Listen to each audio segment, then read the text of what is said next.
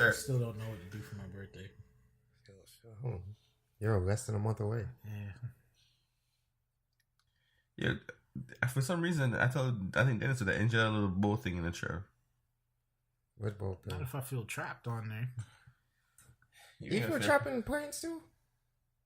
I'm afraid of heights, but I like airplanes. I mean, I don't know if you would feel trapped. You've never been on a boat. Oh my god! I've been on the Disney ones. Dennis, you're gonna get in touch with your ancestral roots, dog. That's racist. Yeah. I'm done. Oh, yo, that's funny.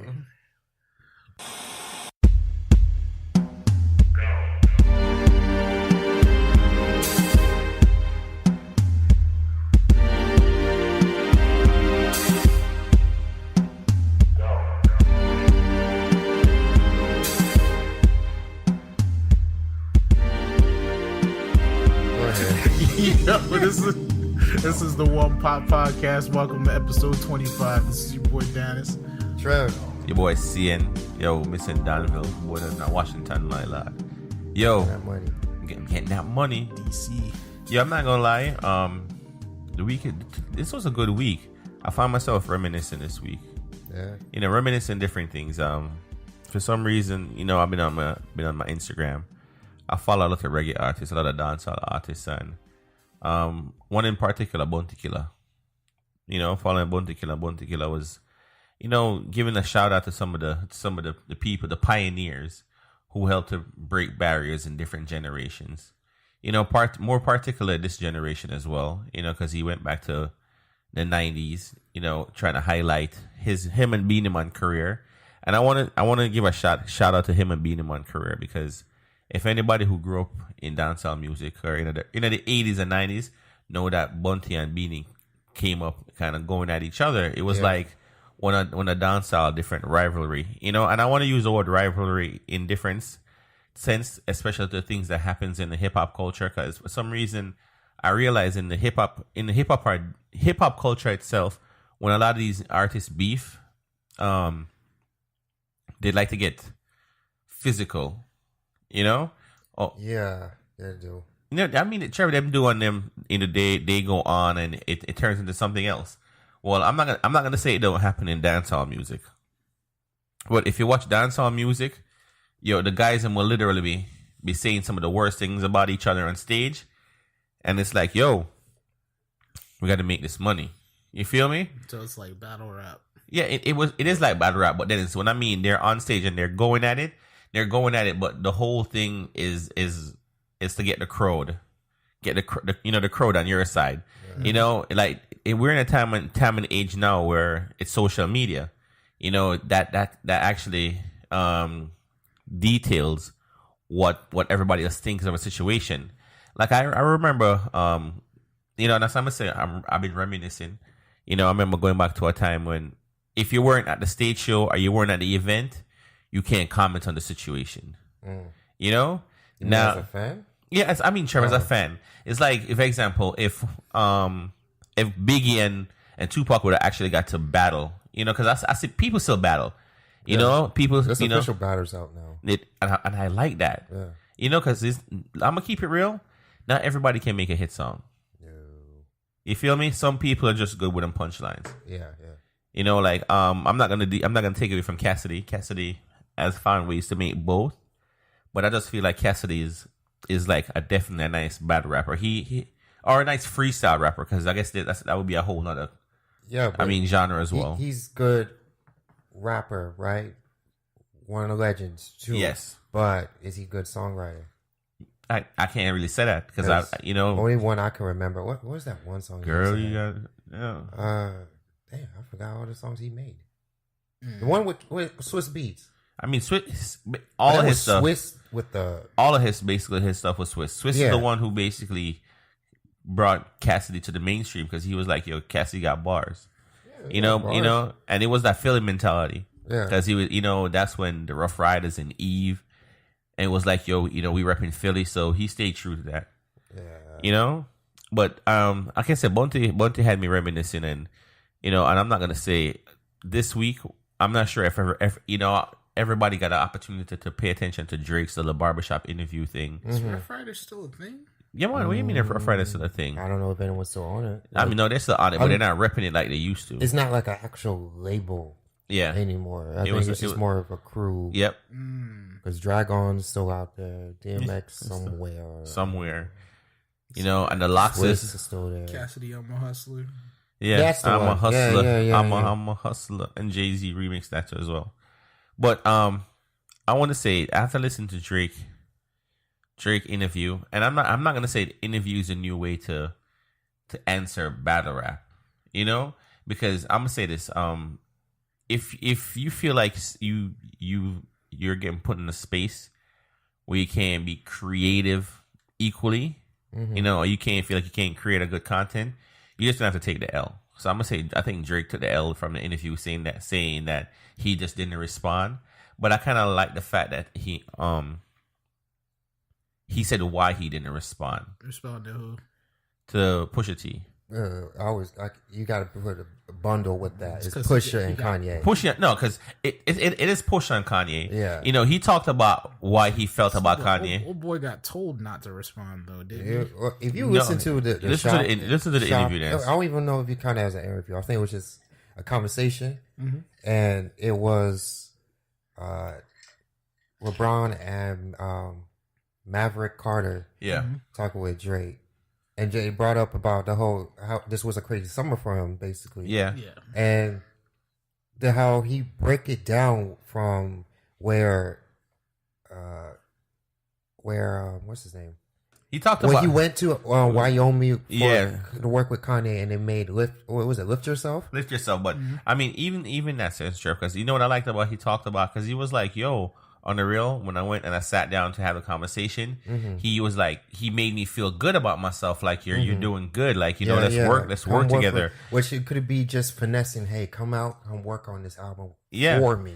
And that's what he basically ended up saying, Trev. Yeah. He's like, yo, I was out there, and even though it was like one record, but I was out there working with you. Like you basically told me, yo, play you my stuff, which you heard, and I'm not conversation with. Oh yeah, I have my son. Yeah, I'm doing this whole rollout thing. Blah blah blah. But then when it comes time to go work on Drake stuff, Kanye disappeared. Yep. Kanye said, "Oh, I'm going to still be here back in," and now Drake head back to wherever. Just a little occupied. Yeah, and be like, "Oh, all right, cool." Then you start noticing some stuff was rolling out, and Drake said, "You know what? All right, I'll learn that lesson. I'm gonna keep to myself from now on." Yeah. Then, Infrared came out, so it was like, "Yo," and Drake was more as he should be upset with the whole writing thing. Yeah, it's like, wait, I wrote for you. Yeah, and this is your guy that you produced on this song. Exactly. And you know these lyrics were coming out, but yet you still helped push this song go. You allowed it. So I would understand Drake would be upset. Yeah, he was upset. Then when what was the story of Adonis? Story of Adonis came out. Yeah, he understand. Okay, you're gonna attack the parents. Well, you don't know about my parents, so I ain't gonna bug about that. You're gonna attack call me a deadbeat dad. You even know the story. I'm actually in my kid's life. Yeah. But then you talked about 40. Yeah. You talked about 40s. Like, MS is a serious thing. It is. That we all kind of like shunning. Like, oh, it's just talking about, man, it's just no rules in rap battles. When it's like, yo, you talk about a guy about to die. Who could come close to death to this? Yeah, anytime, because the way from what I understand from MS, is like Drake could be working with 40 or anybody who have MS. You could be walking with them right there, and by the time they get around the corner, that could be it. Their body could go in complete shutdown, and they can just die. You feel what I'm saying? So it's like a 40 situation it ain't no joke. 40 situation is serious, and I'm happy. And I'm gonna say this, people. I like clarity. Yeah. I like understanding. I mean, let me understand so I can form my own opinion. Everybody's going to form their opinion. Yeah. You feel me? Just like I said, yo, he took the L. And when I say he took the L based on the fact that lyrically he didn't respond to him. So, you know what I mean? on the rap level, you didn't respond. So that's taking the L. But I want to know why you took the L. Why you didn't feel like it was credible to respond. And I mean, that's the trend. The trend is going around. But I want you to understand that we all had understanding, because even when Biggie and Tupac was going through it, right? Biggie was like, "Yo, I don't see why I'm supposed to be dissing Pac, because I'm not the reason he got shot." Right. You know what I mean? There was clarity. I mean, yeah, he got called up because the man named Call, but there's levels, and I want people to understand is like, yo, when certain bridges get burnt or certain lines get crossed, there's no time to come back from it. No. You feel me? And as Drake said, he could have said some things. Then he could have went off. He could have went off. He did his research. He did all this kind of thing. He had a song written, but he was more on. Didn't DJ Prince tell him to chill out though? Yeah. I think it was more people, and he also brought up that one of the first people he called was LeBron. Yeah, and he would say, "Yo, if I go off," he basically said, "If I go off on the whole spilling all this business out, are we still cool?" Like, because them two are considered themselves good friends, like family. Yeah. So LeBron said Drake and LeBron. Yeah, they're close friends. And LeBron basically said, "Yo, I'm never gonna be disappointed." Yeah. He said, as a rap fan, I want you to go in, but to me, like, do what you need to do. Yeah. And on real, just think about it. Did Drake lose? No. To rap purists, as he said in an interview, yeah, he took this L, right? Yes. But to the money wise, the social wise, to people that just enjoy music, to people just watch success happen, he didn't lose. He won the war. Yeah, because Pusha T album really didn't do anything. After that whole, because on real, and sad to say, all the albums that came out that month, the whole rollouts, the 7 album every week. Only one I enjoyed completely was Tiana Taylor, but even that was simmered down, compared to what it could have been from her debut album. You know what I mean? So it's real talk. Drake won, and now it's even showing because Nike supporting on Drake, and Adidas is they lost that Kanye, and Yeezys is going down. So I'm not to really hit Yeezy after this week it better. I wonder. Here's a side topic. Why is Yeezys that popular? I'm not sure. I'm gonna tell you. It's that first one that pretty much set the trend for everything. Because the first one was beautiful. The Red Octobers were beautiful. The Gen 2s were okay. And then after that, I was like, yo, that shoe's nasty. but like it was a hype train thing. As soon as the hype beasts get a hold of something, if they say it's hot, then it's hot. Like the Balenciaga like sock sneakers or whatever. I wasn't too fond of them until I actually took a look at them. After that, I was like, okay, those actually look kind of cool. You feel me? But then they have some other shoes that they made, that I'm like, it's not my thing. It's somebody else's, but it's not my thing. Yeah. So, but would you pay the price for it? God, no. Oh no, bro. And I know I'm not in that bracket, dog. Like, and I'm gonna say this. You see, when people of ethnicity saying they're helping their people, and you're giving them stuff at this price range, you really ain't helping their people. So I'm not to knock Kanye, but I'm gonna say this: if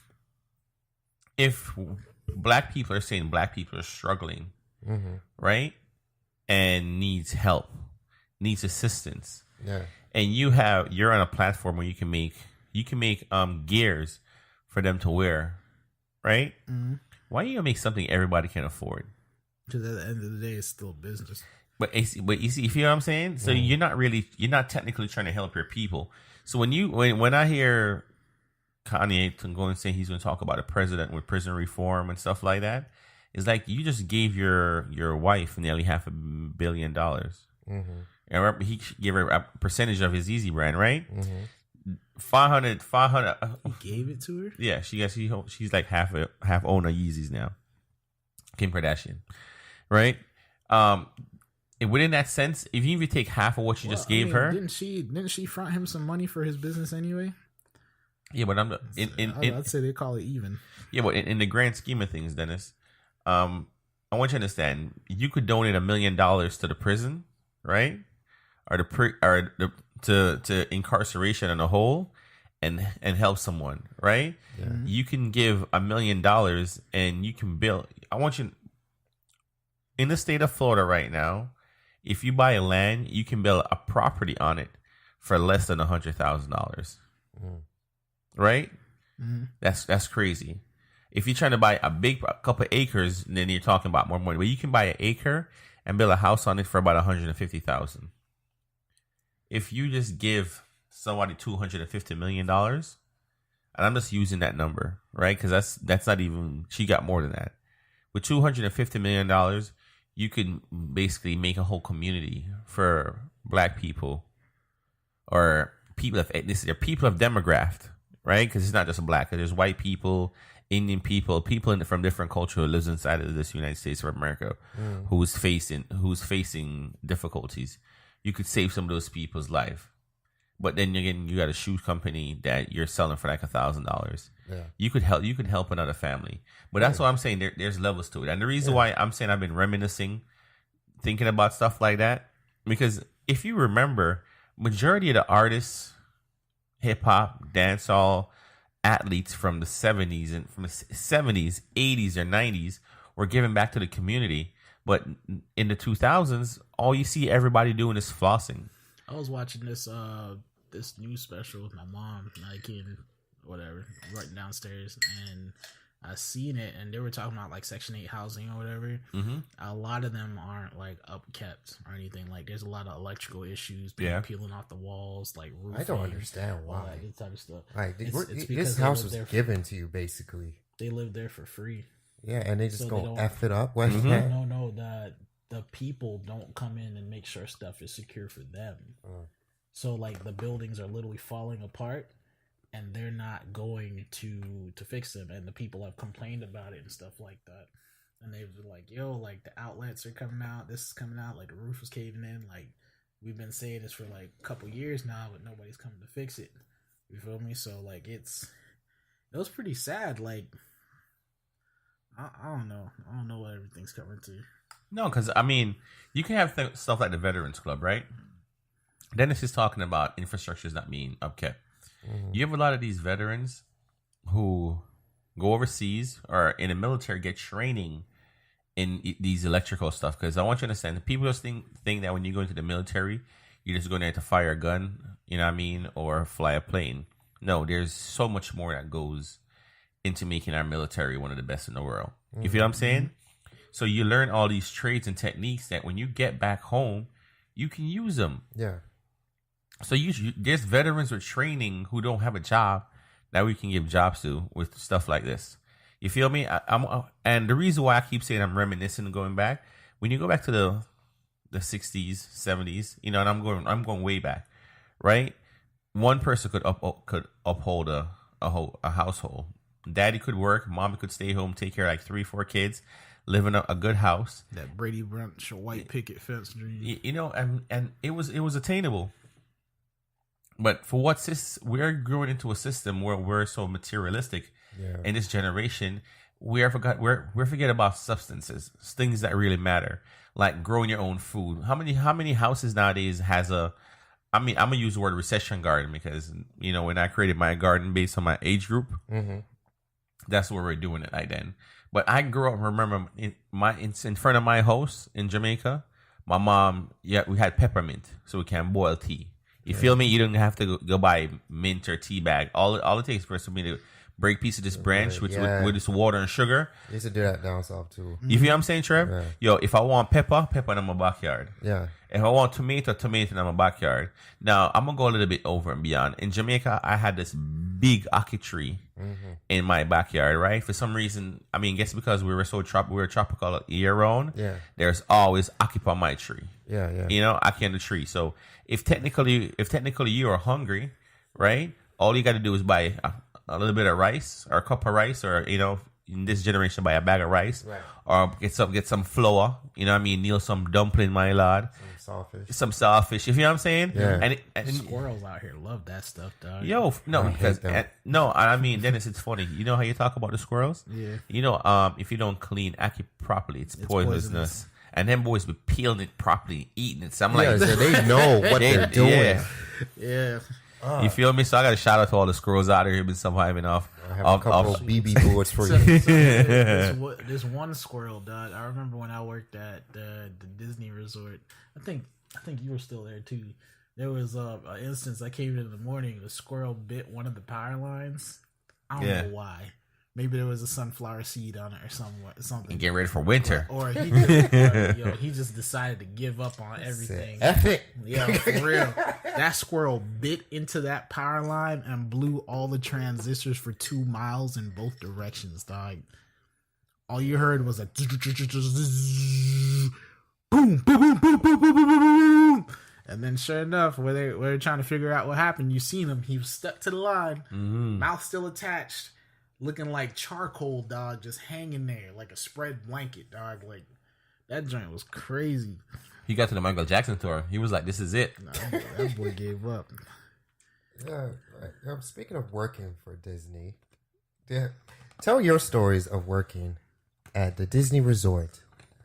I don't want to say the witch because, Call him the mouse. Like, we weren't employees. We were cast members. Yeah, cast members. It was like you are required to create the ultimate experience for any person that you ran into. So basically, the way that works is like if you came in there with no shoes, if you came in there with no shoes and you paying, basically I could take the shoes off of my feet and give it to you. As long as you're smiling and you're having a wonderful day. We always have to have a smile on our face. And we have to be cleanly shaven. All the time. This is where my mustache was just coming in. Bro, they'll make like if you got stubble on your face, they'll hand you a razor, make you go shave, and you have the possibility to get it written up. Yeah. Well, they got an in-house barber? It's part No. They Yeah, have in-house razors. bathroom. Razors and shaving cream on deck all the time because they have to put them in the rooms because being clean shaven is part of your costume. Yeah, your body is your costume. And see, I worked in the kitchen. Dennis, where were you? I was custodian. Yeah, so people saw him way more So than me. Dennis, you stay in costume, bro. Yeah. Hi guys. I was the night shift custodian, bro. Like, so you get the drunk one. I had to complete orders. Oh yeah, I had to complete orders and everything. Clean the restaurants and like make deliveries at night. So like if they needed anything, I'm talking about if they wanted like one bottle of shampoo and they were on the other side of the resort, I had to hop in that golf cart and make sure they got that one bottle of shampoo within like 5-6 minutes. Here you go, guys. There's a smile on your face. Thank you. Yeah. Call for anything. Drenched in sweat. Hurricane winds outside. Here's your shampoo. Oh, for real. I mean, I enjoyed a lot of aspects of the job. Like some stuff got crazy though, but like it wasn't bad. The benefits were pretty good. Like you get to go to the parks for free and stuff. I mean, for free. People gonna hate us. We used to go for free. Park hop all free. the time. Yo, it was to a point where we would just go down there just to go. Like that's how crazy. Like, what you doing? I'm going to Disney. Yeah. Hey, oh, y'all got money? No, we barely had money to eat either. Yeah, for real, dog. Yeah, but I mean, I can say this. That's a lost feeling. Disney's trying to give, and as hard it is for you guys to do it, I'm happy Disney's still pushing that boundary. Yeah. Because if you look at what society's telling, for example, you guys look at 6ix9ine. Tell me Disney would employ him. Never. Treyway. What's that clown name on his face? 6ix9ine. No. Whatever. Clown. Jigsaw. Remember, there's a jigsaw tattoo on his face. Oh, I don't stare at him like that. Yeah, He's not staring. It's on his cheek. It's like, oh, you see him in public. Oh, that's Jigsaw. you know he gonna take that off. It's gonna be like Gucci with that ice cream. Gucci ain't got ice cream no more. He don't have that no more. Oh, he took No. it I off? didn't even know that. No, does the game still have the tattoo on his face too? I have No. not seen his face. A lot of them been, it's switching, but it shows you what you can do with money. I'm wondering if a lot of them were even permanent in the first place. Because there's, Yeah, there's Gucci was semi-permanent rocking that ink for a out while. there. Gucci was rocking that for a while. He probably got it removed. Yeah. We Anyway, got the money to do it. You got the money to do it. That's right. If you got the money to remove it, take it off. Yeah. But you see, guys, based on what we're talking about when the reminiscent aspect of it. You know what I mean? Yeah. Some of that old school feel that I think the new school is missing. Respect is one of them. You know what I mean? Like, I mean, they're gonna have their point where they get to reminisce too, but like, yeah, you know, what you're referring to is like seeing somebody walk by with a Walkman and be like, dang, I used to have one of those like 15 years ago. Wait, Dennis, I'll go way back further than that. I'm looking to see somebody walk and see an old lady going across the street or going into a building and someone stops and opening the door for them. Oh, yeah. You know, or being in the bus. Because I haven't taken the bus in a hot minute. Mm-hmm. But it used to hurt my feelings to see a little old lady stand up, because I'll be the first person to get up and be like, here, ma'am, have a seat. Yeah. You know, my body's young. I'll make it to the next stop and be able to sit down so you can go ahead and hold us. Then you start watching all these videos online, and you know what I mean, it's like little teenagers or whatnot is fighting teachers or knocking out grandpa. Yeah. You know what I mean, slapping grandmas. Yeah, I seen this video with this kid fighting his dad. You feel me? His dad had came in and started messing with him. There's no more fear for the older folk anymore. I don't know, boy. I'm telling you, dog. Like I said, my kids be looking at me like, my daddy's old school. I try to give him love, but sometimes you have to put there's rules and regulation there's for a reason. Yeah, yeah. You know, and I understand, like, as generation, as people, as an individual, we're always going to look at the line and see how close we can get to this line, right, without stepping over it. And you see what happens when everybody steps over it. Something happens. Oh, yeah. You go to jail or you die. Yeah. You know, end up in a hospital.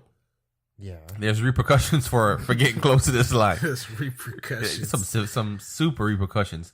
But I feel like a majority of this is in a lost art. Mm-hmm. You know, we're gonna talk about. I'm gonna go back to when sexuality started becoming a serious thing in music. I want you guys to think back, right? Mm-hmm. Being in Florida, at one point, you could not hear the B word or the F word on your radio station. Oh, right. Mm-hmm. You feel what I'm saying? Think about it now. Mm-hmm. Oh, yeah. It's everywhere. It's everywhere. You feel me? On the FCC ruled ones, yeah. It doesn't matter no more. And I want you to think about what young ladies used to look like, because I want to say this to I want to tell girls this. I know you guys. I mean, I'm gonna keep it real. I like seeing ladies in thongs. You know what I mean? Let me see that thong. Then it's that Cisco. I like seeing you on G strings, right? I'd rather the girls in the girl-boy shorts. See? I like that detail. You see it? And Rompers, yo. you rompers. Female rompers. Yeah, but I want, and the reason why I'm bringing this up, because yes, ladies, we like seeing you things like this, but we do like seeing it in the private and comfort of our own environment, our own hotels, privacy. Yeah, but I'm gonna keep it real, Trev. Yeah. Ladies said that they want to be respected. Right. Guys want to give them respect, right? But if we keep having our ladies walking, I'm gonna keep it real. I've been on South Beach, walked on South Beach numerous times. Oh, that's a bad example. No, but I want to use it as an example. Okay. You feel what I'm saying? I think it's still pretty bad. No, it will always be bad. It will always be bad, Trev. Yeah. But I want you to understand, we're in a generation now where South Beach is the block. Like, if you go, like, I'm sure when I used to go to dancehall music, I'm gonna use this pom pom shots. Mm-hmm. Pom pom shots was a thing. Body rider was a thing. Mm-hmm. You feel me? Love pom pom shots and body rider. If you look at what the girls are wearing in dancehall music now, dog, it's like they're going to the dancehall club in lingeries, and not just regular lingeries. It's see-through lingeries. Mm. You feel me? But they're going there in see-through lingeries. So you're looking at everything. Yeah. Right? And then you're gonna say, yo, why don't you show me some respect? Yeah, there's that line. Yeah, true. But also looking wise, you're gonna take these looks. Like, I'm sorry, you're gonna take it. That hungry look, bro. But the thing is, what's gonna happen after the look? Damn, girl. No, I mean, because some not majority, but like a good chunk of guys, want to go further than just look. Yes, they want to either do the cat call, do the let me grab her by the butt. Yeah. Hey girl, come here. And if she don't come here, sit. That's why your hair flat. Like they find stuff the dumbest way. Yeah, those sneak disses. Like, yo, I know. I'm gonna go far and say this, guys. Do you know I actually like seeing Muslim girls dressed up in the whole negligelia, whatever it's want to be called. I don't know if it's called a habib or one. Some of them are bad. Dog. No, I mean, and I've seen Black Muslim girls who dress the same way. I don't know what it's called, guys. So if any of my Muslim listeners who was listening, they can tell me what the female Muslim outfit is called. Mm-hmm. You know what I mean? I like it. I think it's. I like modesty. Yeah. Okay. I like modesty. Like, yes. But there's different levels of modesty too. Yeah. Because my level of modesty might be freaky to apostolic Pentecostal person. I like to use the word apostolic Pentecostal person. Yeah, because you can't just say Pentecostal. Apostolic Pentecostal. Yeah. Because you know what, Trevor? I like it because the apostolic Pentecostal is very similar to the Muslim in the sense of how they want their ladies to be dressed. Yeah. It's not to the extent where they want them to just show their eyes, but you can get to see their face. But majority their skirts touch the ground. Their long sleeve hair touch the ground. Their hair touch. I kind of do like that too. I ain't gonna lie. I mean, I like the long hair too. Listen, the ground dirty, dude. Yeah, the ground is dirty. The amount of maintenance that I heard that it takes to keep that up, y'all got that, dog. One thing I just didn't like. I'm sorry to the ones that's listening that go to those kind of churches. Yeah. Every girl looks exactly the same. I cannot tell the difference. From behind, be like, hey, isn't that Courtney or is that Becky? I don't know if that's which one is that. She turned around like, still can't tell. I can't tell. So that's what turned me off from it, right? Yeah. But my level of what I like to see a girl in my modesty level is like, I don't need to see the whole cleavage. I don't need this. I don't need the skirt to be hyped up. I need it to grab enough where I can have some imagination. Yes. Make my imagination work. Yes. Like it's still there. Don't leave it blank. Don't leave it blank. You know what I mean? And don't give me everything. Give me enough so I can. And it's like an orange. Or onions, everything comes in layers. But it's like orange. When you get past that first layer, it's juices all the way. You feel what I'm saying? And I like that part of it. I mean, let me take the layers off. Let's get you the layers first. Let me look at you, enjoy your peel. Like I know you're orangey because I know you're round. You know what I mean? So I can tell what the fruit is. It's not like I got to guess if it's apples or oranges. Yeah. You know it's orange. But after you get past that first layer, it's all the juices, and I'm looking forward to that part. But it's just like if you see the orange and you're looking at the juices, it's like, man, what type of orange was it? Yeah, was it? Yeah, you feel what I'm saying? Do you really know what you're getting? Yeah. Well, see, I basically had this same conversation with two coworkers. Shout out to Sean. Shout out to Miss Bree. About the type of girls that I like approaching, and usually, all the guys flock around the girls that they wear skimpy kind of thing. Yeah, that's what basic. No, and that's my point. It's a stereotypical girl at this moment in this generation. Well, stereotypical girls goes with stereotypical guys. Yeah. The dudes that's wearing the Jordans that don't got their rent on the first. Yeah. And here's the thing, the retros ain't even all that anymore. They're all mass produced now. Like, so this should be cheaper now, right? This is like the shade to the Jordans. Yeah. I'm gonna still pick up them 11s in December though, but like they're all mass produced though.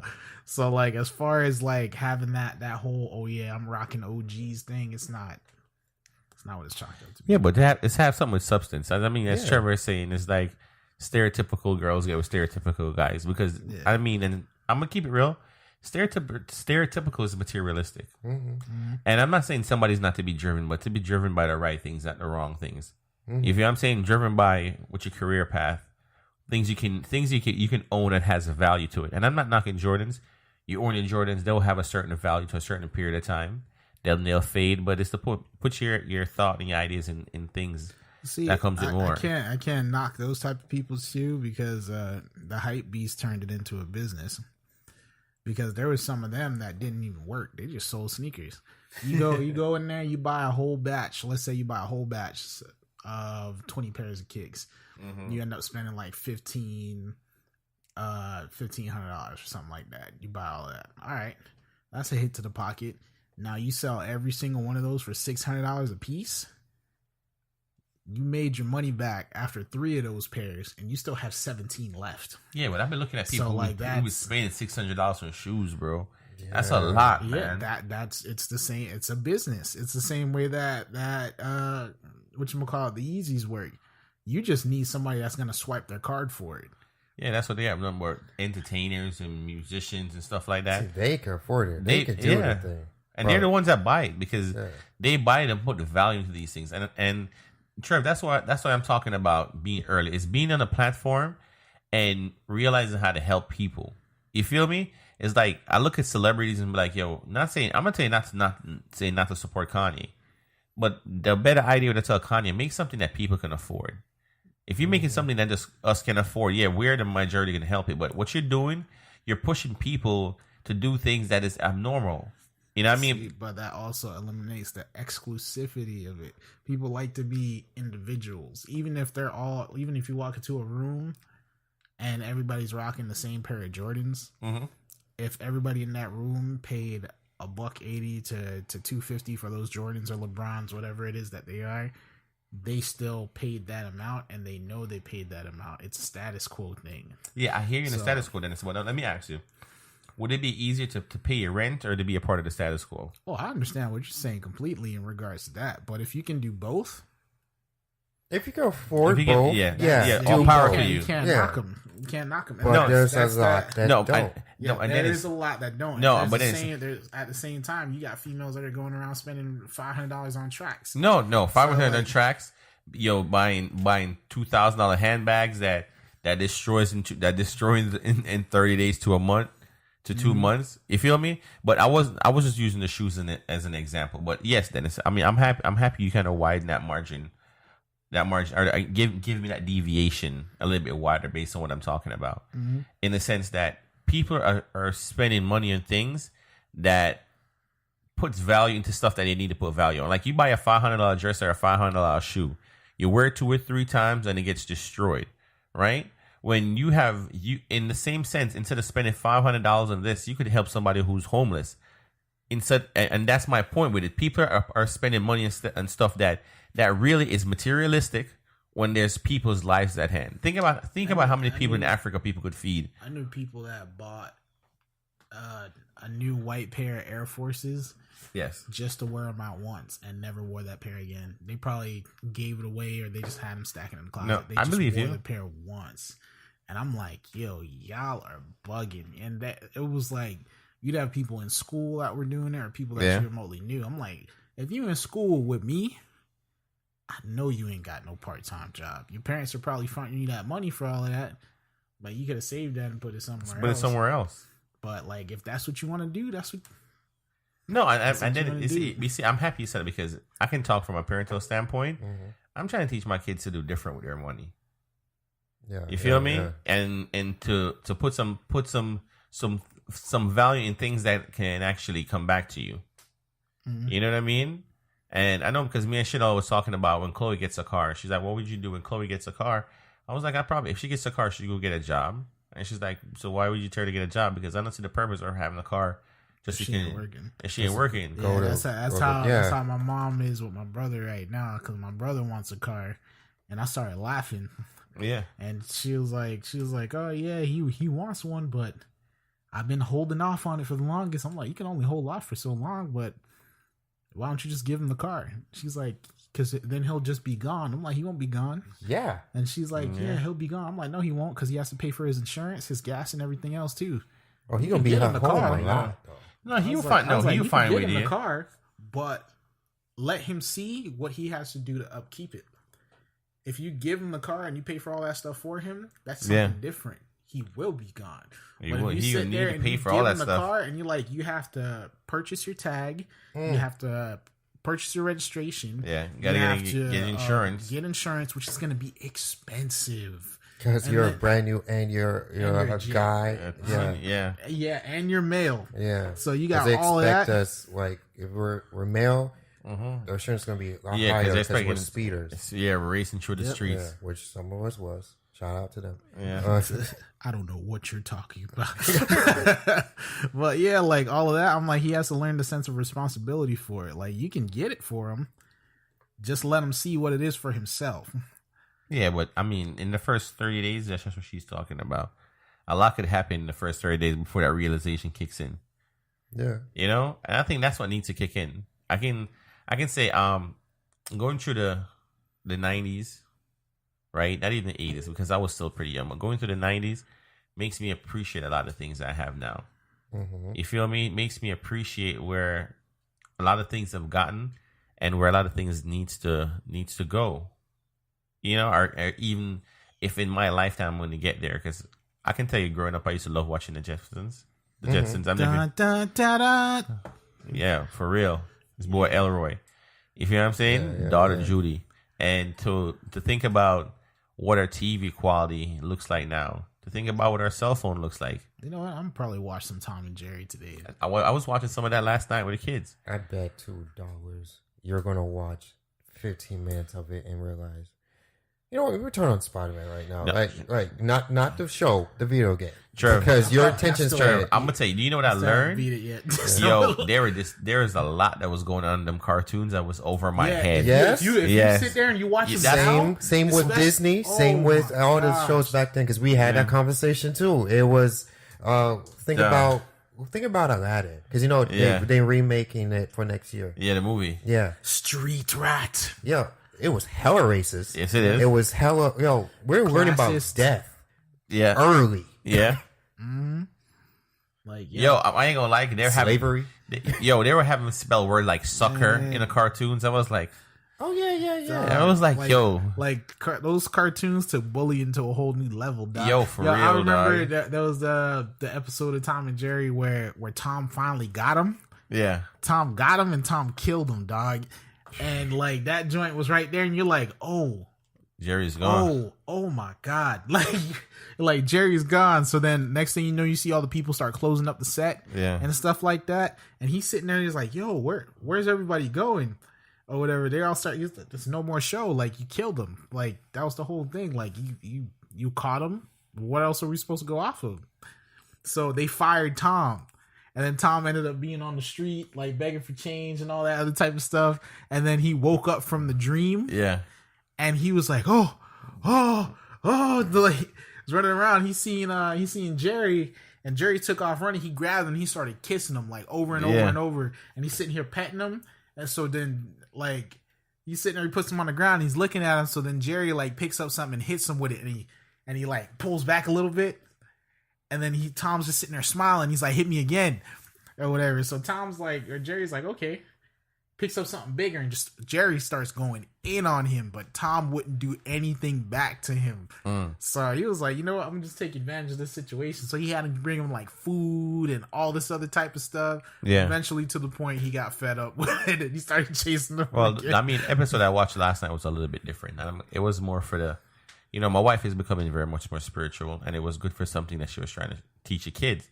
It was popping up on TV. So, I mean, typical Tom and Jerry, Tom chasing Jerry. Tom got hit by a train and died. So, and Tom got on the Escalade, because shout out to Tom and Jerry for teaching me what an Escalade was before I came to America. Right? So, yo, I didn't think about it. Yeah, there was back then not knocking. Yeah, they didn't know Escalade, and I didn't go up on an Escalade until I came to America. Right? I didn't even think there would be an Escalade in there. They drew like old school like Fords and stuff. No. Escalator. Escalator. Yeah. Oh, okay. So he basically went up on the escalator and went to go see God. Oh, I remember that one. Yeah. And God was like, yo, I'm gonna keep it real, bro. You ain't making it to heaven. He was like, why? Like, I didn't kill myself. I got hit by a train. I'm a good person. He was like, nah, bro, you were mean to Jerry. And he was like, you and me and Jerry? And he's like, yeah. So this is what I'm going to do. I'm going to throw you back down to earth, right? And I'm going to give you one more chance so you can go there and be nice to Jerry. And every time he tried to be nice, Jerry just did something that made him mad, to the point where Tom got fed up, and Tom was like, you forget this, dog. I ain't going to heaven. I'm just going to be chasing Jerry. And then died. And then Satan grabbed him. And he was like, no. And he's looking at Jerry like, I'm going to need you to save me. And Jerry's like, nah, man, I don't want to save you. And they're like, but then this is how you're talking about. They're like, if Tom dies, they ain't no more Tom and Jerry. And they started showing Jerry what life would be like without Tom. So then Jerry had to go down there and save him. You feel what I'm saying? And then they're both stuck in that place. Well, I guess we're gonna be chasing each other because if one of us die, it's gonna come to a stop. But it was kind of good because I like the message it was portraying. Yeah, you feel me? The Warner Brothers cartoons, they all had like crazy subliminal messages too. Too much, like Bugs and all of them. Like, I'm hunting rabbits. Like, I'm gonna say Bugs as a male rabbit was kissing Elmer for a dog. That was like too much. Yeah, you feel me? I was like, what type of man kiss an ex man, dog? And I mean, he kissed him. He did it just to set him off, though. And he kissed him every episode. Every time Elmer Fudd popped up in a buzz button, he kissed him. It was every time he was throwing him off. Yeah, from killing him. He just distraction. Kiss him. He wasn't prepared for it at all. I'm not gonna lie. Every episode, weirdly. Yeah. Who would you guys consider the old school cartoon characters that wanted the smoke the most? Who wanted the smoke the most? Yeah. I know Bugs for sure wanted all the smoke, dog. Like, he wanted all the smoke. Daffy wanted all the smoke. Yeah. I'd say it's Taz. Taz wanted all the smoke. Marvin. Yeah. The Coyote. Tom, and I forgot the dog's name. Oh, I forgot what his name too. Wait, dog from where? That used to beat up on Tom. Yeah. But he wasn't like a main character. He ended up being one. No, he got episodes. He has a name. Yeah, he has a name. But just to show you, dog. Not everybody make it to the A list. Some people got to stay B list too. Yeah, Sure. He made it to the B list though, but like he ended up being popular because every time he pulled up, that was the only person that was like murking Tom back then. Yeah. And then they started introducing all of Jerry's cousins. Dog, Jerry's cousin Muscles, dog. Jerry's cousin Muscles was an OG. Jerry's cousin Muscles, with the bowl cap, the what was it? The rugby league British shirt on, and he was swole, dog. Like he walked up, he's like, "Yo, this the one that's messing with you?" Tom rolled up. Tom was like, "Yo, who the F is this, dog?" He just grabbed him and started flipping him. Yeah, I remember him. Yo, he hit that dude one time, turned him to glass, dog. Shit. I remember when Tom had all of his homies come over. Yeah, I'm gonna keep it real. And then pointed at him. Yes, but my best episode of Tom and Jerry is when Tom's trying to get this female cat. And she loving her off, and him. He got Jerry as a mouse. Showing Jerry off like a ring. Jerry's lighting a cigar.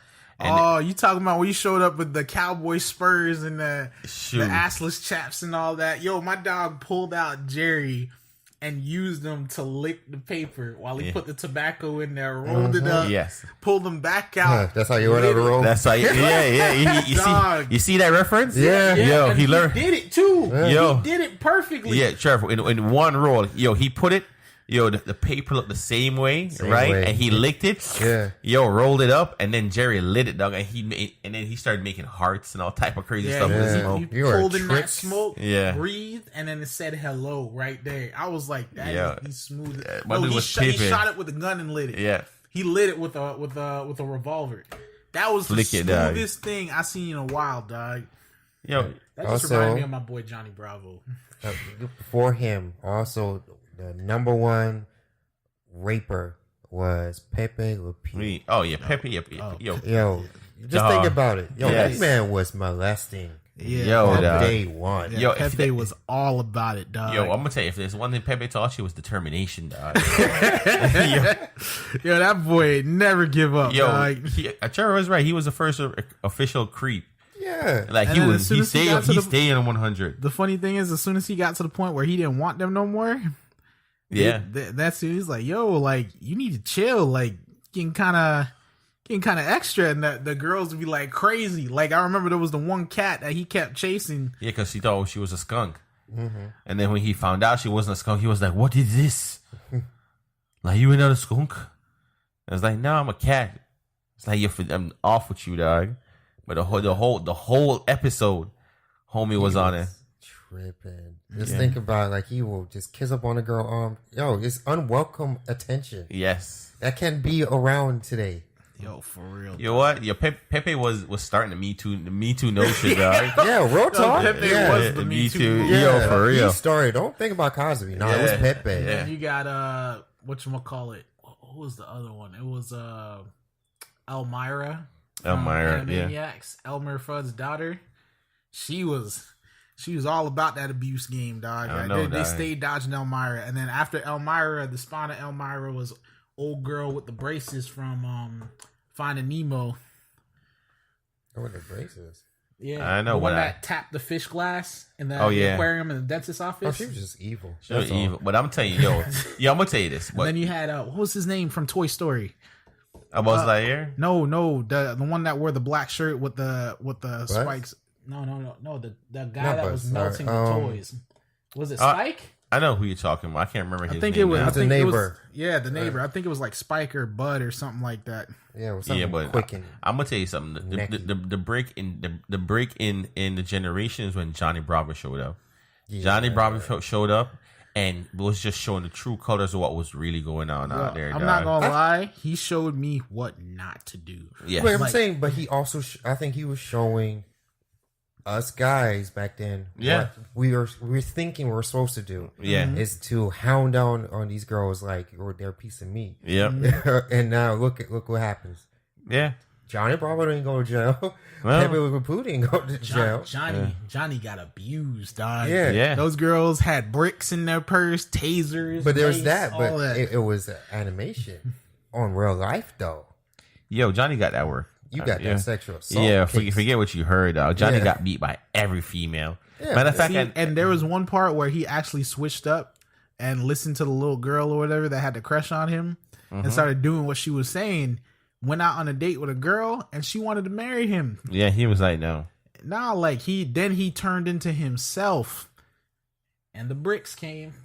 Like, yeah, Johnny caught L's, bro. Yeah, because Johnny wasn't following the system. But I'm gonna say this. I mean, we talked about all these things and what we breaked and learned coming up. You feel me? And I'm gonna say this. I've learned that there's always something that come from the previous generation that we all need to take with us that we're not taking with us. Respect. Respect. But you see, Trev, that's one of the main things that's go through in generation. I can talk about the way we dress because I kind of do miss the old days. I know it's hot. And I'm not telling everybody, all the guys, to get back into suits. You feel what I'm saying? But the fact that, that's not even 90s. That's like 70s. No, Trevor, it was the 70s. Yeah. I mean, for me, it was the 80s because in Jamaica, it wasn't like the suit dress. It was more like the clocks and the jeans pants and the dress shirt. But whoever was going out, regardless if it was just a grocery store, these people were, clothes would have been well pressed. Seamed at the front. Like my little boy is going to church today, so I got him in and pressed him clothes, and he's loving it. He's like, "Thank you, Daddy. I look all nice just like you." You feel me? Because whenever I go out, I like to press my stuff. You feel me? And I want to shout out to my mom for that because my mom instilled that to me from a very young age to try to make sure you take some pride into it. Even if you ain't going to get it done 100%, put an effort into it. You feel me? And there's little different things. I'm gonna drop a little nugget for anybody. If you really don't feel like pressing your clothes and you want to get halfway there, everybody takes warm showers nowadays.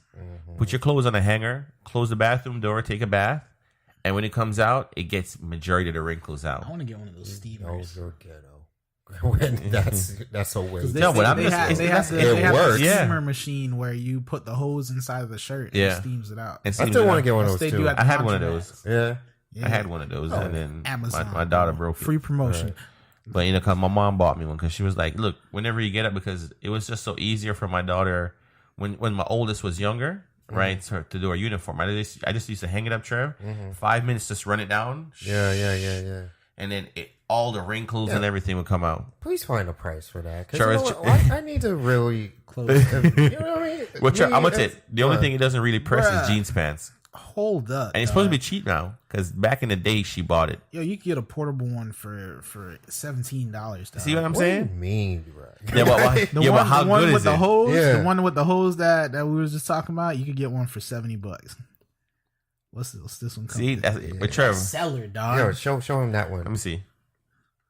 Best 70 seller, bucks. dog. Yo. Yeah, Trevor. That's the one. That's basically it. Yeah, something simple. And this one looks way more cooler, way more up to date than the one I had. Mine, this look some high powered stuff. Right. 150 watts of power, water tank capacity 1.8. Oh, I don't care. Great, As long as it does what it great does. for wool, silk, cotton, linen, cashmere, synthetics. Wrinkles, none. And Trevor, it's easier because I mean, the thing is, I'm talking about this, guys, and not to take away from what iron board and iron came from. Yeah, but I hate ironing. Yeah, but I hate it. It's Yeah. hot. I do it too. takes process. I hate it. I don't think you can use that on a dress pants or a dress shirt. True, That's yeah, beautiful. true. But that's why I mean, Bro, this it might even- sound like I make dumb money. I don't, but I do send like my suits to The dry cleaner. cleaner. That's the best thing he to got do. Money. He got Well, Trevor, at money. least you know when it's time to put your suit on, it's Yeah. ready, dog. Oh, yeah, you just like, yes, I'm going Yeah. clean cut. Yeah, and you pay for that labor because you think Yeah. when you think about the time and effort that you have to put into it, you have to Right. reward your own body for that. Right, You feel what I'm exactly, saying? You have to make sure exactly. you get some juice, get some food to replace the energy that you exerted Just at. worked off. Yeah. And sweated out. Yeah. So believe me, You you're know, doing so- it justice. But yeah. Pay somebody for do that. And I'm sure I kind of do. I miss that style, because I got this thing now. Because you guys know, I've been trying to do the dress, the button up shirts. If it's short sleeve or long sleeve, and Short sleeve, a or long sleeve. Yo, shout out to Blood Diamonds. You feel me? God, But that movie traumatized. Yeah, that movie was serious, That was dog. yeah, me and Shino watched it like 2 days ago. Today, You know what? I just rewatched The Raid Redemption a couple of nights ago. I was like, that movie's always good to rewatch. yeah. And then the times that people get beaten, it was like it kind of makes you jump. It was like, geez, Yeah, It's the police, and then that bullet came through the wall. through the Oh, neck. Spoiler, but through the neck. It was a kid. yeah. that movie was nuts. Like, That would have taught me not to snitch if I was a kid. it takes a lot to surprise my dad when it comes to martial arts movies because he's Yeah. seen pretty much everything. That movie caught him, dog. Caught him off guard, yo. Shoot, I mean, you guys talk about things that caught me off guard. I think playing the first Modern Warfare caught me off guard. Mm-hmm. I mean, I had video games and things that caught me off since. I've seen some things in my life, Yeah. but I think the intro to the first Call of Duty Modern Warfare when they were driving through the street, and it was like a terrorist organization taking over a city, and they were just driving through and they were just killing innocent people left, right, and center. Yeah. And then at the climax to it is when they made homeboy, take a bullet to the head from the Desert Eagle, Oh, they drove him to that Yeah. center. Yep. and he was watching the whole city. Basically, I think he was like a president or something. It like the nuke went off, right? Is it that one? No, I'm talking about the first one, Trevor. When they drove him, and then they showed him that he's being recorded. I Yeah. think the nuke went off in the second one. The second The one. crazy Okay. thing about those games is everything that was happening around the world with us kind of matched up with that as well. Yes, Yeah. because that was going on, like for real. People were just getting put to sleep.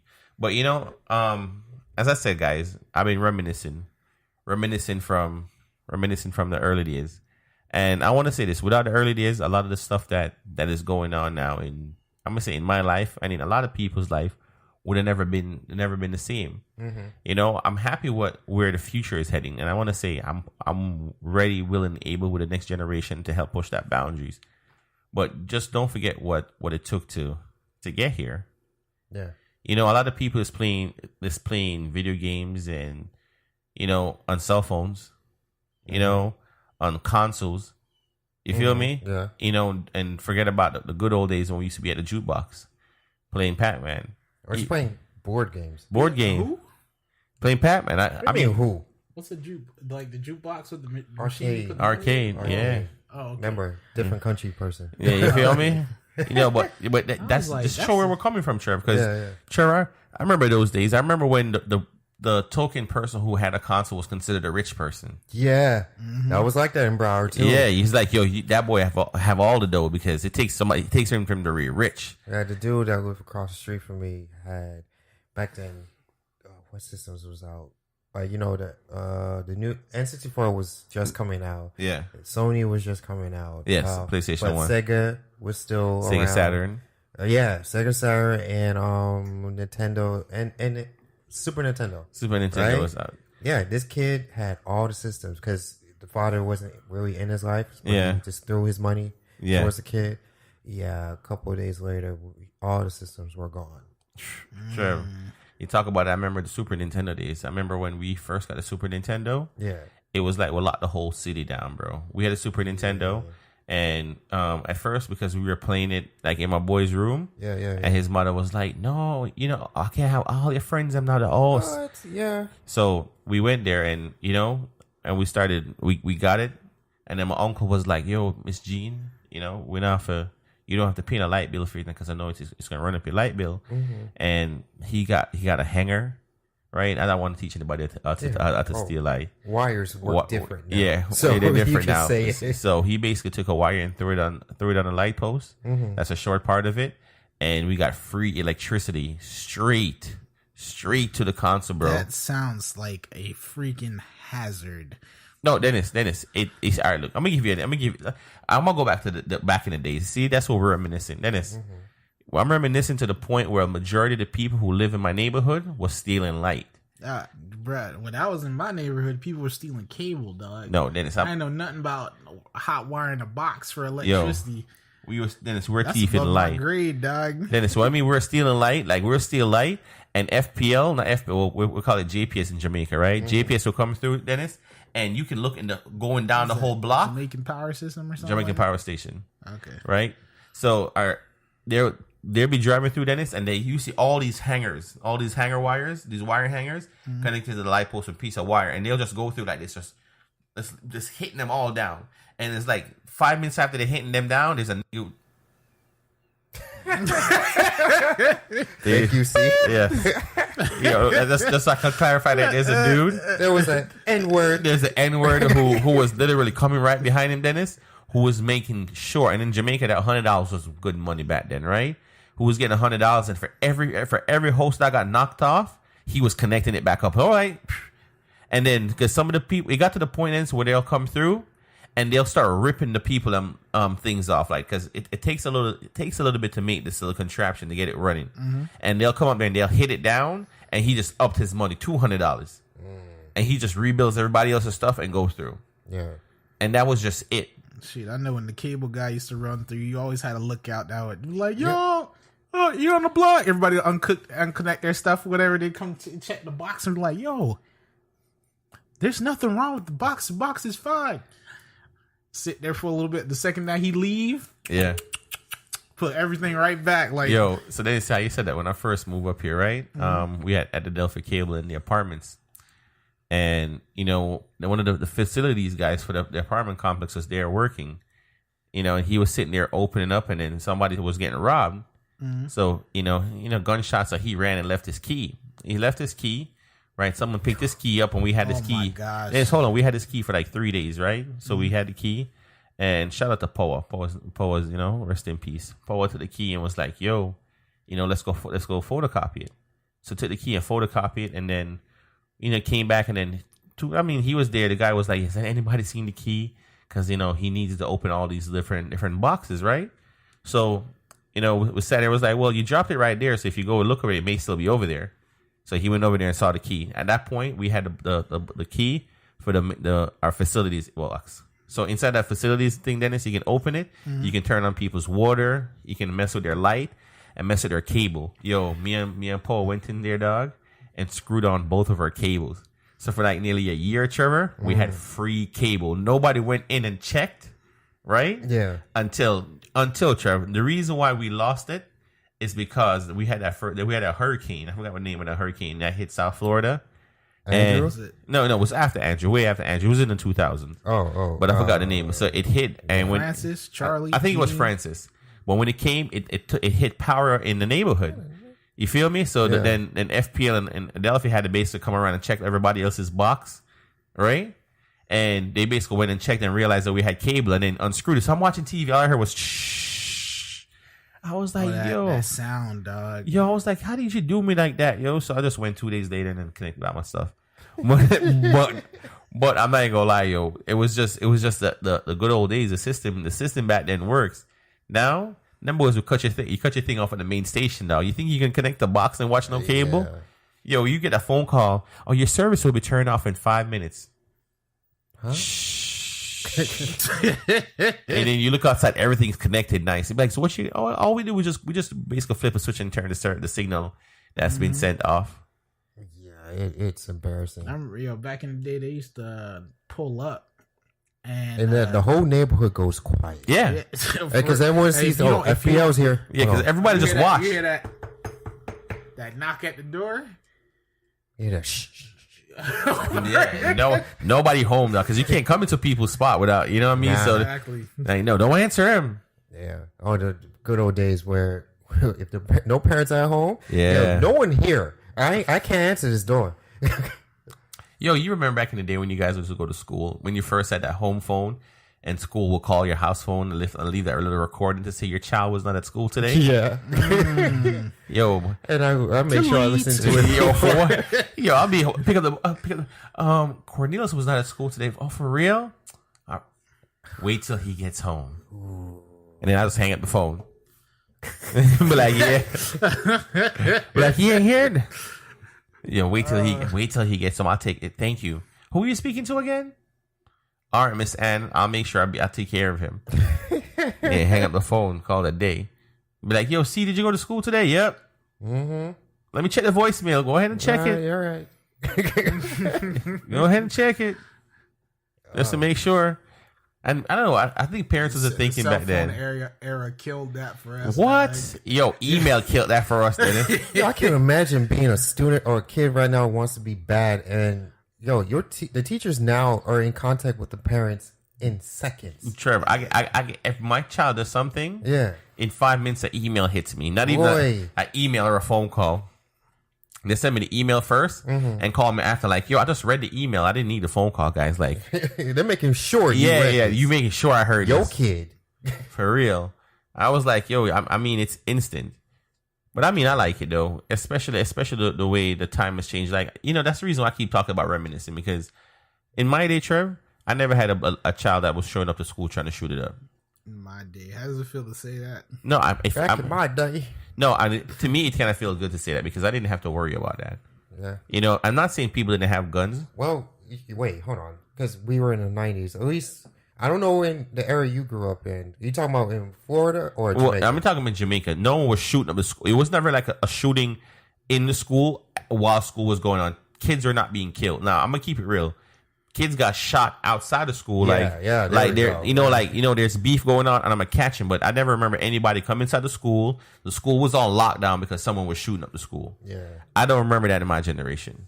You feel me? I know we were bold and we got beef. I think we respected the school grounds a little bit. Yeah, but Trevor, that's what I'm saying. There was still code to certain things. You feel what I'm saying? Like, we're in a time now where a little innocent kid is gonna get killed. Back then, it was like no woman and kids. Right. You feel what I'm saying? Now, you forget what you heard, dog. They're both going. Yeah. That's the generation that we're in. Yeah. But I mean, in the sense of why society's changed and where it is, I think I'm gonna challenge our listeners this week. Just to go back and see where your foundation came from. Do some self reflection and what you probably did within yourself. Some of the experiences you've gone through, and I'm not going to say just the good ones, but look at the negative ones, because to me, the good ones, they stand, but the negative ones is what define your character. You know what I mean? Makes you define what the person you are, and it helps to determine the person you're going to be. Yeah. You know what I mean? And I do like my bad situations because yes. Oh, I'll learn from them. You feel what I'm saying, Trevor? Those are the biggest obstacles, and for me, guys, I like being a part of the solution. I know you guys have heard me say that numerous times.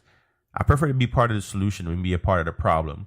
And I'm not gonna say it's not all the time it's gone that way. I find myself numerous times on the other side of the fence where I'm part of the problem. But even so, when you are the problem, find out how you can turn that problem into a solution. Exactly. You know what I mean? Find ways to get that done. Now, well, since I'm going to talk more current times, so I have to go to this wedding today. Yeah.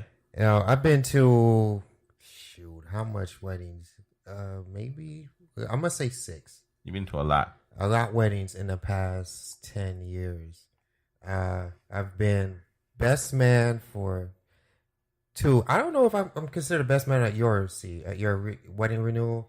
I think we all were best men because it was a. So yes, sure, you're our best man. All right, cool. So 3 best mans, 1 best man assistant because I helped you out. Shout out to Sean. And groomsman for 1, right? So I've been active, right? And I've been going to these very what do you call it? Basic weddings. Yes. Right?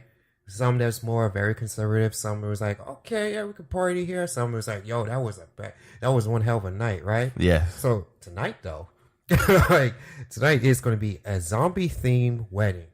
Oh, Trev, I'm gonna keep it real, boy. I don't know if I can do it, bro. Listen, it's going to be an experience. You gonna dress up like Rick? No, I'm gonna dress up like me. Dress up like Rick, walk around saying Carl. No,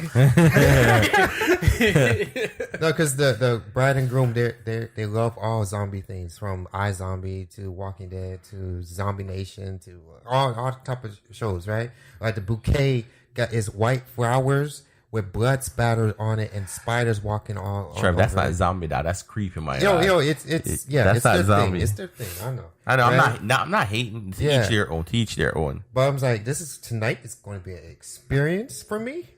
Yo, Trev, you know me. If I show up at that wedding, I'd have showed up as like a pastor, bro. Yeah. But like, yo, so what are you be? I'm the holy one here. I don't know what you're talking about, yo. Like, I'm here to bless y'all people. Like, this ain't working for me. Look at all y'all. Look at all y'all demons. Sense. You feel me? Well, I mean, to each their own. I mean, I like themes. Yeah, and I'm thinking about, like, say when it's my wedding day, would I ever do a theme?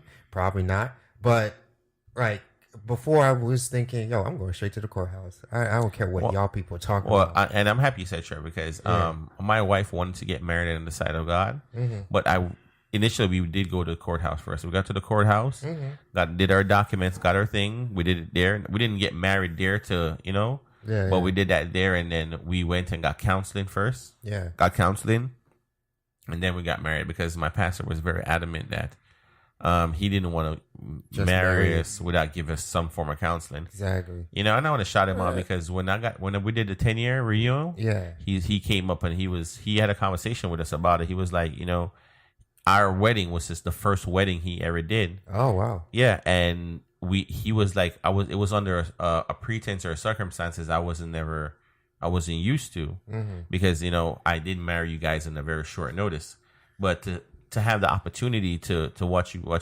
relationship blossom and for us to be getting up to the 10-year period, he was willing and able, and he drove about nearly 4 hours to come come in and remarry. I want to shout out to Pastor Dwight Garden. But listen, now I cannot even think of getting married at a courthouse because, you know, I have so much family saying, yo, I can't wait to go to your wedding. I'm like, yo, I was still single. What do you mean? You get married? No. Yeah, I'm like, you know, but yeah, shout out to this couple. I'm about to go to their wedding. I forgot their names, but hey, I'm there in support. You know. Hey, I mean, support, and I like this, guys. For people in life, one of the things that I've learned, reminiscing, you know, and I want to say it like this. I prefer the people who was there for me than the people who was there against me. You feel what I'm saying? Right. So if you can be there for somebody, be there. Just be there because somebody needs you there. Yeah. You know, you be surprised what it will do for a person. Because I remember everybody who was there for me. But you seem to cut off everybody who was the root of the issue, the cause of the issue, or who just didn't help you with the issue. Yeah. You feel what I'm saying? So I mean, be there for somebody else who needs that support.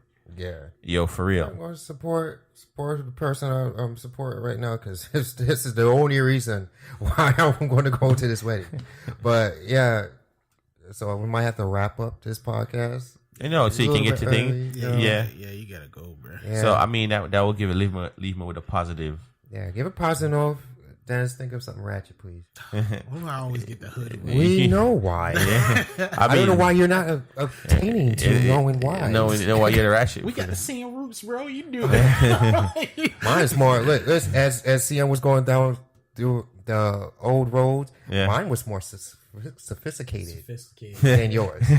Trev, you lived across the street. Hey, that's a lot. And some stuff went down across the street that I can't even say. So I grew up differently. You was a little bit different generation, just a little bit. So and that based on based on Trevor saying that, it's Main Street, not the based on Trevor saying that, I want to use this from a positive thought for the week, guys. Don't let your past define your future. You define your future. Let your past help guide you to make your future better. Positive thought of the week, guys. Second positive thought of the week. Let's see how positive this is. Yes, you have to wash your rice before you cook it. One pot. You said this before. I did. Yeah. I said it again. Look, guys. All right. Clean your chicken before you cook it. We did that one already. Stop going to the kitchen. All right. No, well, I mean, ratchet to talk for the week, and this is for males, females, and people who have kids. Wash your genitalias. One pot podcast. Oh. Yeah. See, I need to start. I'm gonna start writing my own. All right. Later.